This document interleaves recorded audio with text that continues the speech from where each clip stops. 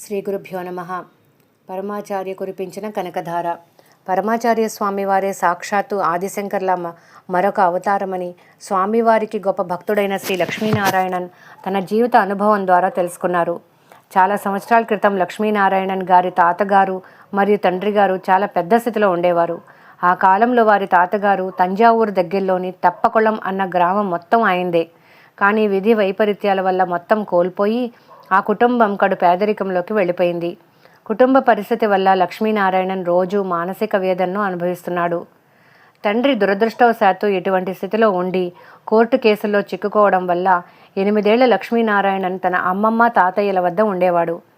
తాతగారి ఊరైన మరియూరులో అప్పుడు పరమాచార్య స్వామివారు మకాం చేస్తున్నారు.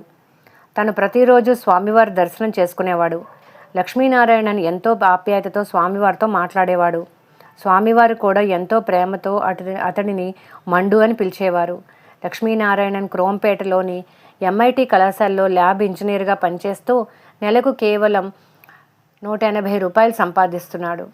తల్లిదండ్రులు, పిల్లలు, ఇతర బంధువులతో కలిపి 17 మంది ఉన్న కుటుంబాన్ని పోషించడానికి ఇది ఏమాత్రం సరిపోదు. తండ్రి గారు కూడా ఏమీ ఉన్నతమైన ఉద్యోగం చేయడం లేదు. కొన్ని సంవత్సరాల పాటు ఆయన శ్రీమఠంలో పరమాచార్య స్వామి వారికి అంకిత భావంతో పనిచేసే సహాయకుడిగా పనిచేశారు. అంత కష్టంలో కూడా ఎన్నో ఏళ్లుగా చేస్తున్న శివపూజను మాత్రం ఆయన వదలలేదు. లక్ష్మీనారాయణన్ తన సంపాదనతో కేవలం గంజితో కుటుంబ సభ్యుల సగం కడుపు మాత్రమే నింపగలుగుతున్నాడు. ఎన్నో మార్లు కేవలం నీరు త్రాగి వారి ఆకలిని తీర్చుకుంటున్నారు. లక్ష్మీనారాయణన్ ఉద్యోగంతో పాటుగా సాయంత్రాలు మరొక చోట పనిచేస్తున్నా ఇల్లు గడవడానికి సరిపోవడం లేదు. దాంతో అతనికి దైవంపై నమ్మకం పోయి జీవితంపై వ్యతిరేక భావనలు ఏర్పరచుకున్నాడు. రుద్రనమ్మక చమకాలు పఠిస్తూ తన తండ్రి చేసే శివపూజను చూసి కోపంతో మన కుటుంబం పడుతున్న కష్టాలను చూసి కూడా చలించని భగవంతుడిని ఎందుకు పూజ చేస్తున్నారు అని అడిగేవాడు. మహాస్వామి వారు 1955లో పశ్చిమ మాంబళంలోని రామేశ్వరం వీధుల్లో మకాం చేస్తున్నప్పుడు లక్ష్మీనారాయణన్ జీవితం ఒక గొప్ప మలుపు తిరిగింది. ఎలాగంటే, స్వామివారి దర్శనం చేసుకోవడానికి తనకు సమయం లేకపోవడంతో పాటు ఇంత కష్టంలో ఉన్న పెరియవ మన కుటుంబాన్ని ఎందుకు ఆదుకోవడం లేదు అని తన తండ్రితో ఎప్పుడు వాదించేవాడు. ఒకరోజు లక్ష్మీనారాయణన్ తండ్రి స్వామివారి దర్శనానికి వెళ్ళి తమ కుటుంబ పరిస్థితి, కుమారుని ప్రవర్తన గురించి స్వామివారికి తెలిపారు. మరుసటి రోజు శుక్రవారం తమ ఇంటికి వస్తానని మాట ఇచ్చారు స్వామివారు. వారి తండ్రి గారు ఆనందం చెప్పనలివి కాదు. కుమారుడు ఇంటికి వచ్చేదాకా వేచి ఉండి శుక్రవారం రోజున మహాస్వామివారు మన ఇంటికి వస్తున్నారని కళాశాల నుండి నేరుగా ఇంటికి రావాలని తెలిపారు. మన ఇంటికి ఎందుకు రావడం అని నిర్లక్ష్యంగా అడిగాడు లక్ష్మీనారాయణన్. కళాశాల నుండి ఇంటికి రాకుండా నేరుగా పనికి వెళ్ళిపోయాడు. మాట ఇచ్చినట్టుగానే మరుసటి రోజు మహాస్వామివారి ఇంటికి వచ్చి పూజ గదిలో శ్రీచక్రాన్ని ప్రతిష్ఠించి ఆ కుటుంబ సభ్యులందరినీ అనుగ్రహించారు. ఆ రోజు ఆ కుటుంబం మొత్తం అంతులేని ఆనందాన్ని పొందింది. కానీ లక్ష్మీనారాయణన్ తండ్రి గారు మాత్రం తన కుమారుడు రాకపోవడం గురించి చాలా కోపంగా ఉన్నారు. కుమారుని రాక్ కోసం నిద్రపోకుండా వేచి ఉన్నారు. ఎప్పటిలాగానే రాత్రి 11 గంటలకు పని ముగించుకొని ఇంటికి వచ్చి భోజనం ముగించగానే, నేను ఎప్పుడూ నిన్ను ఏమీ అడగలేదు, కేవలం ఒక పూట భోజనం, ఒక జత పంచెతో బతుకుతూ ఉన్నాను. ఆ మహాత్ముడు మన ఇంటికి వచ్చినప్పుడు నువ్వు ఉండాలని మాత్రమే కోరాను. నా విన్నపాన్ని నువ్వు తిరస్కరించావు. నువ్వు ఒక పాపివి, మహాపాపివి అని కన్నీళ్ల పర్యంతమయ్యారు. తండ్రి నోట అంతటి మాటలు విన్న లక్ష్మీనారాయణన్ కూడా ఆపుకోలేక కళ్ళనీళ్లు పెట్టుకున్నాడు. మరుసటి రోజు లక్ష్మీనారాయణన్ తండ్రి మహాస్వామివారితో తన బాధను చెప్పుకోగా తన కుమారుడిని ఆదివారం తీసుకుని రమ్మని చెప్పారు స్వామివారు. ఆదివారం సెలవు దినం కావడంతో లక్ష్మీనారాయణన్ ఈసారి తప్పించుకోలేకపోయాడు. పూజ అయిపోయిన తర్వాత మహాస్వామివారు అందరికీ తీర్థప్రసాదం ఇస్తున్నారు. లక్ష్మీనారాయణన్ తండ్రితో పాటు వరుసలో నిలబడున్నాడు. వారి వంతు రాగానే స్వామివారు తీర్థం ఇవ్వకుండా పక్కన నిలబడమని చేతితో సైగ చేశారు. ఇతర భక్తులకి తీర్థం ఇస్తూ వారితో సంభాషణ మొదలుపెట్టారు స్వామివారు. నేను గుర్తున్నానా మండు అని మహాస్వామివారు లక్ష్మీనారాయణతో సంభాషణ మొదలుపెట్టారు. తనకు 8 ఏళ్లప్పుడు జరిగిన ఒక సంఘటనను గుర్తు చేసుకున్నాడు. సరే, నీ తండ్రి నీ గురించి చాలా విషయాలు చెప్పారు. ఎందుకు నువ్వు అలా ప్రవర్తిస్తున్నావు? సరే, ఏమి చదువుకున్నావు? ఎక్కడ పనిచేస్తున్నావు? ఏ సమయానికి తిరిగి వస్తావు? ఎలక్ట్రానిక్స్ చదివానని, సాయంత్రం 5 దాకా కళాశాలలో పనిచేసి 9 దాకా మరొక ఉద్యోగానికి వెళ్ళి 11 గంటలకు ఇంటికి తిరిగి వచ్చి మరుసటి రోజు ఉదయం 6:20 లేస్తానని చెప్పాడు. ఆదివారం మాత్రమే తనకు సెలవు కనుక ఆ రోజు ఉదయం 10 గంటలకు లేచి మిగిలిన సమయం వినోదంగా గడుపుతాడు. తను వచ్చినప్పుడు ఇంట్లో ఎందుకు లేవని స్వామివారు అడుగుతారేమో అని లక్ష్మీనారాయణన్ ఆలోచన.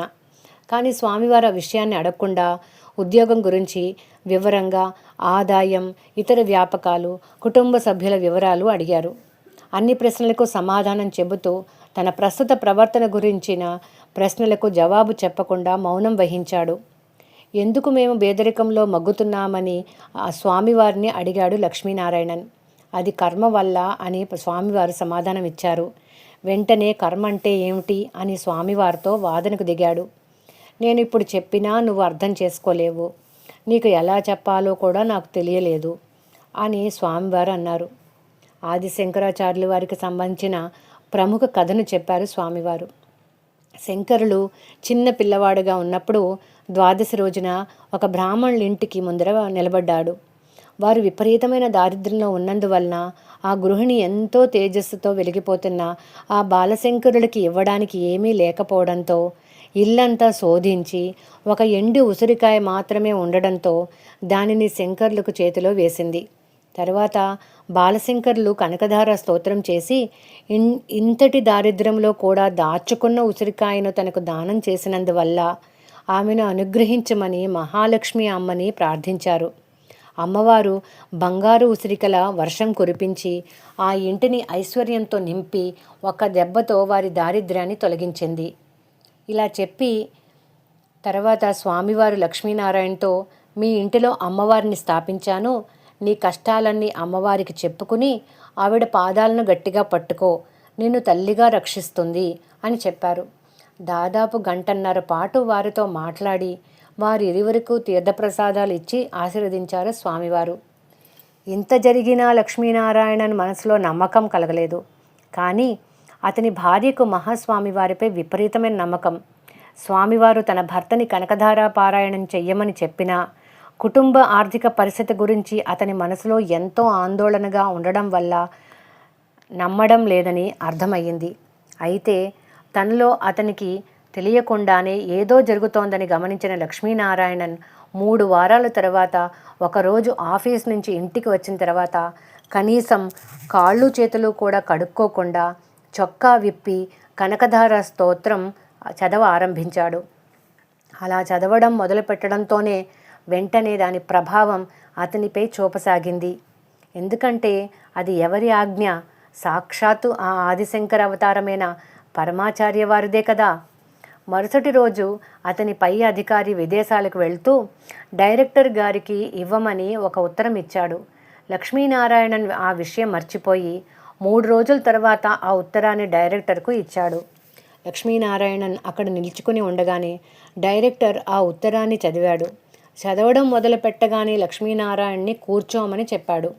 ఆ ఉత్తరంలో అతని గురించి గొప్పగా చెప్తూ అతడి జీతాన్ని 700 రూపాయలకు పెంచమని ఉంది.